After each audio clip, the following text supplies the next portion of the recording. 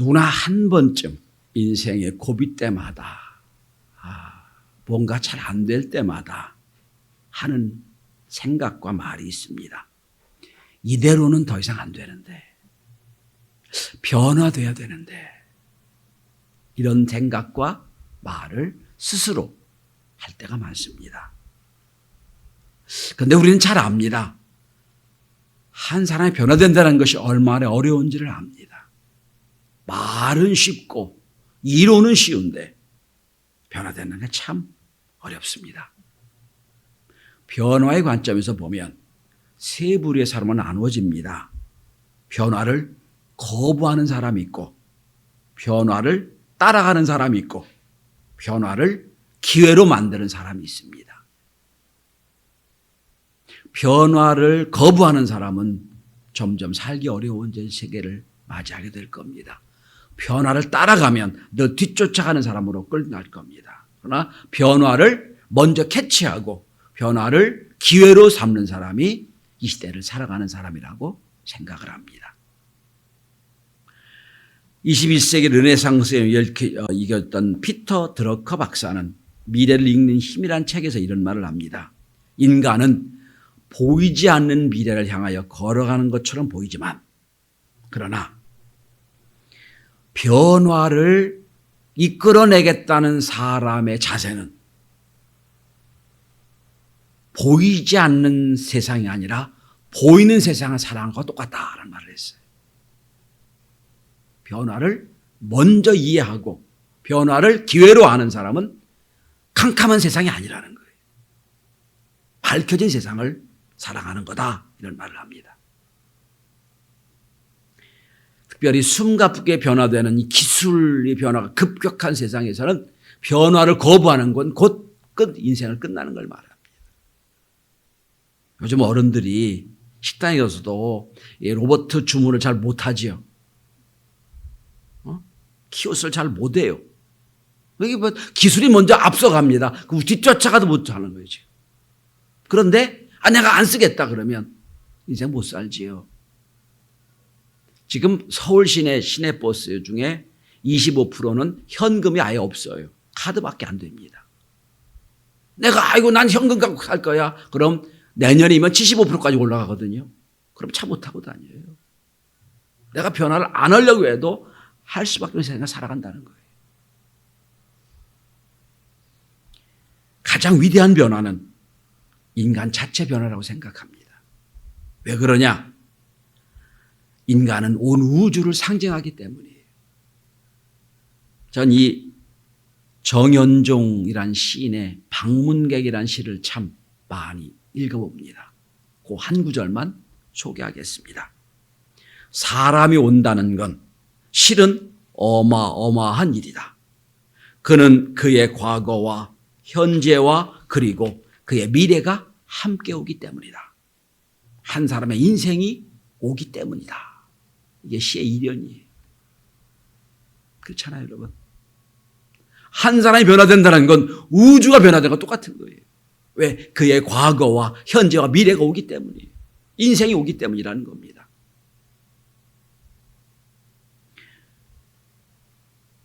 저는 한 사람이 변화돼서 현재 기독교의 70%, 80%를 만든 한 인생의 변화를 소개하려고 합니다. 사도 바울의 인생이에요. 사도 바울이 없었더라면 기독교는 존재하지 않았을 거라고들 학자들은 말합니다. 왜냐하면 기독교의 기본적인 토대 교리가 사도 바울에서 나왔거든요. 기독교의 70%, 80%를 만든 사람이에요. 그가 오늘 본문에 변화된 사건이 나옵니다. 그런데 여러분, 오늘 이 사건은 사도행전에만 3번 나와요. 사도행전에만. 그러니까 사도 바울은 여러분 가는 데마다 나의 변화를 얘기합니다. 내가 이렇게 해서 변화됐다. 근데 여러분 성경에 3번만 나오겠으며 아마 그의 일생은 갈 때마다 얘기했을 거예요. 나 이런 사람이 이렇게 변화됐다. 나 예수를 받겠던 사람이 이렇게 바뀌었다. 수없이 얘기했을 거예요. 그러니까 많은 사람 중에 사도 바울의 이야기를 사도행전에 3번이나 나온단 말이에요.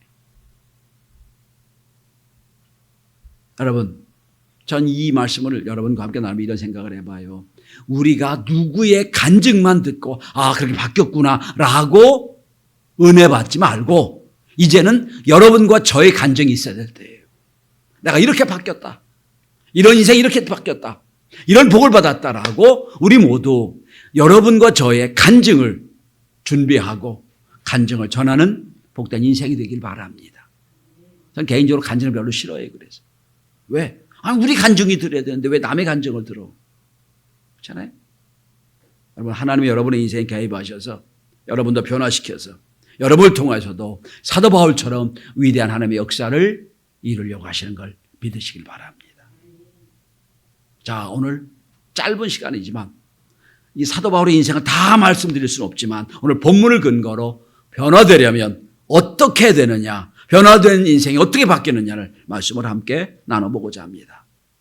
첫째로 변화되려면 귀가 열려야 됩니다. 변화의 첫 번째는 귀가 열려야 돼요. 사람마다 들어야 할 소리가 있습니다. 임금은 백성의 말을 들어야 돼요. 사업가는 고객의 말을 들어야 돼요. 학생은 선생님 말을 들어야 됩니다. 그래야 인생이 성공하는 거예요. 들어야 될 소리가 다 있어요. 그러나 성도는 하나님의 말씀을 들어야 됩니다. 이게 우리가 사는 길이에요. 오늘 본문 한번 보십시오. 자, 구원받기 전에 사도 바울은 율법의 말을 들었어요. 율법이 이렇게 하라면 그대로 따라갔어요. 율법이 전체인 줄 알았어요. 율법에는 의인이었습니다. 그날도 사도 바울이 다메섹에 있는 예수 믿는 사람을 체포하려고 체포영장을 가지고 다메섹을 가는 중에 있었어요. 중간쯤 가는데 밝은 빛 하늘 높이 비칩니다. 사도 바울이 그 순간 빛을 보면서 눈이 멀어요. 사람들이 다 빛을 보았어요. 그런데 그 순간 엎드려져 있는데 사도 바울의 귀에 음성이 들립니다. 사울아 사울아 네가 왜 나를 박해하느냐. 음성을 들어요. 사울아 사울아 네가 왜 나를 박해하느냐. 음성을 들어요. 이게 첫 번째입니다. 그런데 참 재미있는 건 오늘 본문 한번 보시겠습니다. 여러분 22장을 다시 보시면 9절에 보면 함께 있는 사람 중에 다 빛은 보았는데 음성은 듣지 못했다고 되어 있어요. 음성을 못 들었어요. 무슨 얘기입니까? 하나님의 사도 바울에게 개인적으로 말씀하시는 거예요. 사울아 사울아 네가 왜 나를 박해하느냐. 로마서 10장 17절에 말씀합니다. 믿음은 들음에서 난다고 되어 있어요. 믿음은 들음에서 나며 들음은 그리스도의 말씀으로 말미암느니라. 오늘도 하나님이 여러분의 개개인에 찾아가 말씀하십니다. 들을 귀 있는 자는 듣는 거예요. 첫 번째는 귀가 열려야 돼요. 말씀을 들어야 됩니다. 아무리 예배 자리에 있어도 귀가 막혀지면, 귀가 안 들리면 의미가 없어요. 그런데 아무 얘기가 없어도 하나님은 어떤 방법이든 우리에게 말씀하세요. 내면의 양심의 말씀도 우리에게 말씀하실 겁니다. 모세는 호렙산에서 떨기 너머 가운데에서 하나님 말씀을 듣습니다. 아무도 없는 자리였잖아요. 떨기 너머에 양밖에 없었잖아요. 죽겠다고 너무나도 힘들고 어려워서 로뎀나무 아래에서 기진했던 엘리야에게 하나님 말씀하십니다. 세미한 음성으로 말씀하세요. 이 하나님 말씀하시는 거예요. 오늘도 하나님은 우리에게 천둥처럼 말씀하십니다. 그런데 들을 귀가 없어 듣지 못하는 거예요. 오늘도 하나님이 사도 바울에게 말씀합니다. 사울아 사울아 네가 왜 나를 박해하느냐 말씀하세요. 두 번째는 자, 귀가 열렸습니다. 말씀을 들었어요. 두 번째로 말씀을 통하여 깨달음이 있어요. 교회가 무언지 교회의 정체를 알게 될 때 우리는 변화됩니다. 자, 이제 사도 바울만 사울아 사울아 네가 나를 박해하느냐 말씀을 들어요. 그런데 들리는 말씀이 이상해요. 뭐라고 말씀하십니까? 7절에 보세요.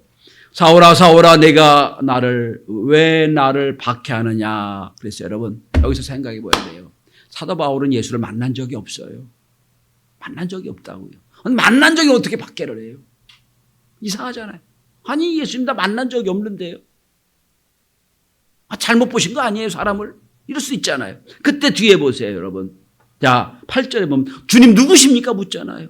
아니 나 만난 적도 없는데 어떻게 내가 박해한다고 하십니까? 그때 주님 말씀하십니다. 나는 내가 박해하는 나사렛 예수라. 여러분 만난 적도 없는데 이 나사렛 예수가 내가 박해했다고 한다는 거예요. 여기서 여러분 깊이 생각해 봐야 됩니다. 사도 바울이 박해한 거는 예수가 아니에요. 예수 믿는 성도를 박해한 거예요. 사도 바울이 박해한 건 누굴 박해했어요? 교회를 박해했어요. 근데 여러분 예수님은 예수님과 성도와 교회를 동일시한 거예요. 동일시한 거예요.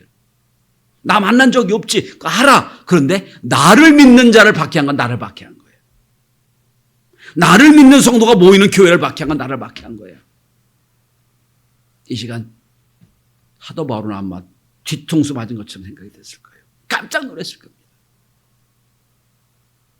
내가 지금 십자가에 죽었다가 다시 살고 부활하신 예수를 박해한 게구나. 놀라운 깨달음이에요. 그러니까 여러분 말씀을 들을 때 그냥 들려진다고 듣는 안 돼요. 이게 무슨 말씀을 깨달아야 돼요. 내가 지금까지 박해한 건 예수 믿는 성도를 박해했지만 주님은 그 성도를 당신과 똑같이 하게 하는구나.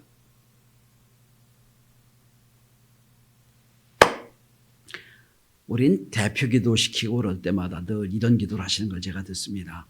몸된 하나님의 교회를 위하여. 교회를 우리 스스로 고백하죠. 교회 하나님의 몸이다라고 표현해. 하나님의 몸이다. 몸된 교회가 그거잖아요. 하나님은 눈에 보이지 않지만 눈에 보이는 몸으로서의 교회가 하나님의 교회다.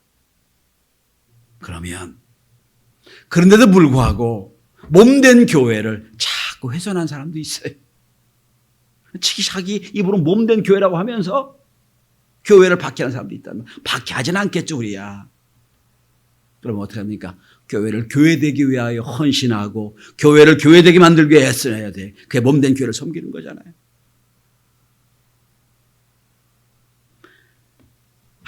아주 간단하게 여러 번 말씀드린 것 같은데 아주 속상할 때가 있어요. 예배를 다 마치고 오후예배도 마치고 쭉 제가 한번 교회를 전체 둘러봅니다. 그러면 마치 극장 갔다 극장 끝나고 나온 것 같으면 느낄 때가 있어요. 의자 아래 휴지가 널브러지고 버벅다 나온 게 넓어지고 그럼 생각합니다. 몸된 교회라며 자기 몸에 이러지는 않을 텐데. 그러니까 우리가 지금 머릿속만 몸된 교회 생각하는 거예요. 진짜 몸된 교회는 생각을 못하는 거예요. 여러분 우리가 예수를 방해한 적이 없어요. 교회를 방해한 적이 없고 예수를 박해한 적은 없어요. 그런데 주님이 이런 말씀하셨습니다. 너희를 영접하는 자는 나를 영접하는 것이요 나를 영접하는 자는 나를 보내신 이를 영접하는 것이라. 또 마태복음 10장 40절 이렇게 말씀합니다. 너희를 핍박하는 자는 나를 핍박하는 자다. 또 이런 말씀을 하십니다. 누구든지 제자의 이름으로 이 소자 중 하나에게 냉수한 것을 준 자는 나에게 섬기는 자다. 여러분 이게 우리는 여러분 예수를 핍박한 적이 한 번도 없어요. 그런데 내가 믿는 교회, 내가 믿는 예수가 누군지를 분명히 알아야 돼요. 오늘 사도 바울에게는 새로운 깨달음이 온 거예요. 내가 지금까지 잘못 믿었구나. 내가 지금까지 예수를 핍박하는 자리에 섰구나. 그때부터 이 사도 바울이 바뀝니다. 이제는 교회를 세우는 자가 됩니다. 예수 믿는 자를 온전히 세우는 자가 됩니다. 그러니까 나중에 여러분 사도행전에 장로를 모아놓고 이런 말을 합니다. 하나님의 교회를 허는 이리 같은 것이 나올 거다. 조심해라. 하는 명령을 하지요. 교회가 먼저 깨닫는 거예요. 성도 여러분, 이 시대는 자꾸 세상의 교회를 헐어버리려고 해요. 자꾸 훼손시키려고 합니다. 그때마다 몸된 교회를 지켜내고 여러분도 몸된 교회 중에 하나예요, 여러분. 우리도 몸된 교회고 건물도 몸된 교회고 우리 교회도 우리 성도들 몸된 교회입니다. 몸된 교회를 온전히 지켜내고 몸된 교회를 온전히 믿음으로 이끌어내는 저와 여러분이 될 수 있기를 바랍니다. 첫째는 귀가 열려야 되고요. 둘째는 교회 정체성을 알아야 돼요. 그래야 변화되는 거예요. 자, 세 번째. 자, 이제 깨달았어요. 지금까지 내가 지금 다메섹으로 예수 믿는 사람을 잡아서 이제 체포영장을 가지고 형벌을 받게 하려고 하는 이것이 핍박하는 거였구나. 놀라 깨달았죠. 그러니까 딱 스톱하고 그리고 이런 질문을 합니다. 여러분 10절을 주목해 보세요. 내가 이르되 주님 읽어보세요. 무엇을 하리까? 그래, 지금까지 갔던 길을 딱 멈추고 묻는 거예요. 주님, 내가 무엇을 하겠습니까? 세 번째는 여러분, 사명을 묻습니다. 변화된 사람은 사명을 물어요. 내가 무엇 해야 됩니까? 나 지금까지 이게 내 사명인 줄 알고 이것이 하나님 잘 섬기는 줄 알고 막 핍박하고 다녔는데 이게 자랑이었는데 딱 멈추고 주님 내가 무엇하면 되겠습니까? 묻잖아요. 이게 사명이에요, 여러분. 우리 인생 길을 걸으면서 늘 이걸 깨달아야 됩니다. 내 사명이 뭡니까? 이 자리에서 이 상황에서 내가 무엇 해야 되겠습니까? 물어야 돼요. 이거 잊어버리면 인생 헛되는 거예요. 내가 여기서 무엇 해야 되겠습니까? 전 이 한 번의 사도 바울의 질문이 인생을 바꿨다고 생각을 해요. 여러분, 지금까지 살아온 인생을 한번 되돌아보세요. 오늘 주님께 이런 질문해 보세요. 하나님, 내가 지금 여기서 무엇 하면 되겠습니까? 여러분 직장에서, 여러분 사업장에서, 학교에서, 여러분 어느 상황에서든지 이 질문을 하셔야 돼요. 주님, 내가 무엇을 하리까? 그러면 답이 나와요. 소명이란 말을 영어로 콜링이라고 말합니다. 하나님의 부르심이에요. 원래 뜻은 왕의 부르심이에요. 그러니까 이건 한번 왕이 불렀다면 취소가 없어요. 무조건 순종밖에 없어요. 콜링이라고 그럽니다. 소명이라고 그러죠. 하나님 부르신 것. 그죠? 그런데 사명이라는 말은 미션이라고 합니다. 번역할 때. 미션. 이건 소명받은 자가 주어진 책무, 일을 미션이라고 해요. 그러니까 뒤집어 말씀드리면 일하는 꼴을 보니까 미션이 없는 것처럼 보여. 그럼 소명도 없는 거예요. 소명 있는 사람은 소명 때문에 미션이 달라져요. 행동이 달라진다고. 우리 거꾸로 행동을 보면 그 사람 소명이 있다 없다를 알 수 있지. 거꾸로. 그래서 소명이 없으면 사명도 없고요. 사명이 희미하면 소명도 의심하게 되어 있는 거예요. 사도 바울은 콜링을 내가 나 핍박하는 예수다 이 말을 듣고 자기가 미션을 얘기합니다. 주여 내가 무엇을 하리까? 달라지지요. 오늘 우리 시대를 가만히 보시면 죄송합니다만 제가 목사입니다만 목사 중에서도 소명이 없는 목사가 많아요. 소명이 없어. 왜? 뭐 어떻게 합니까? 그 사람 사명을 보면 알아요. 하는 꼴을 보면 이 미션, 사명 있는 사람도 여겨지지 않아. 벌써 미션을 의심받으니까 소명도 없다고 생각하는 거예요. 전 신학교에서 그렇게 했어요, 여러분. 신학생들, 이제 앞으로 목사가 된다는 신대원들을 강의할 때 그랬어요. 웬만하면 목사하지 마 그랬어요, 여러분. 웬만하면 목사하지 마. 진짜 소명이 있으면 해라. 왜냐하면 소명이 없으면 뒤에 있는 모든 것이 다 흔들려. 지금 괜찮을지 모르지만 어려울 때 힘들 때 소명이 없으면 다 흔들려 버려요. 그런 얘기를 합니다. 여러분 변화되고 싶으세요? 하나님이 주신 소명을 부르세요. 내가 무엇하면 되겠습니까? 그러면 달라질 겁니다. 자, 그러니까 세 번째입니다. 주님이 말씀하세요. 여러분 10절 다시 보세요. 무엇을 하니까 물으니까 주님이 답을 말씀하시죠. 일어나 다메섹으로 들어가라. 내가 해야 할 모든 것을 거기서 누가 이루리라. 여러분 성경이 참 재미있어요. 지금 사도 바울이 다메섹에 왜 들어가려고 그랬죠? 예수님을 잡아주려고 들어가라고 했죠. 근데 잡아주려는 사람 중에 누가 있었어요? 아나니아가 있었어요. 너 아나니아를 만나게, 너 다메섹으로 가면 아나니아를 만날 거야. 그는 의인이야, 인정받는 사람인데 그가 너에게 알려줄 거 다 알려줄 거야. 좀 내려가 보세요. 다메섹에 끌려갔지요. 사도 바울이 눈이 멀었으니까. 자, 12절입니다. 율법을 따라 경건한 사람으로 거기 사는 모든 유대인에게 칭찬을 듣는 아나니아는 이가. 아나니아가 있었지요. 그러니까 여러분, 역설이잖아요. 예수의 사람을 잡아 죽이려고 체포영장을 가지고 갔던 그 다메섹에 내가 체포해서 죽이려던 사람 중에 누가? 아나니아가 있던 거예요, 여러분. 그런데 아나니아를 통해서 새로워집니다. 자, 여러분, 아나니아를 만났어요. 만나서 13절에 보면 형제 사울아 다시 보라. 여러분, 요 한 구절 갖고도 1시간 설교가 가능해요. 사도 바울이 형제였습니까? 아니죠. 원수였죠. 예수의 원수였잖아요. 그죠? 근데 형제 사울아 그래요. 변화된 줄 안 거예요, 이제. 형제 사울아. 다시 봐라. 그때 눈이 열려서 보게 됐어요. 다른 성경에는 이게 빌 같은 데서 벗겼다고 나오죠. 어떤 눈이 다시 보게 됐어요. 이때로부터 신학자들은 생각합니다. 워낙 밝은 빛을 봐가지고 눈이 약간 문제가 생겨서 나중에 극한 근시로 눈질환을 고생합니다. 사도 바울이. 어쨌든 자, 그리고 여러분 14절을 한번 천천히 함께 같이 읽어보겠습니다. 여기 사도 바울의 사명이 나와요. 함께 읽어봅니다. 시작. 그가 또 너 이르되 우리 조상들의 하나님이 너를 택하여 너로 하여금 자기 뜻을 알게 하시며 그 의인을 보게 하시고 그 입에서 나오는 음성을 듣게 하셨으니.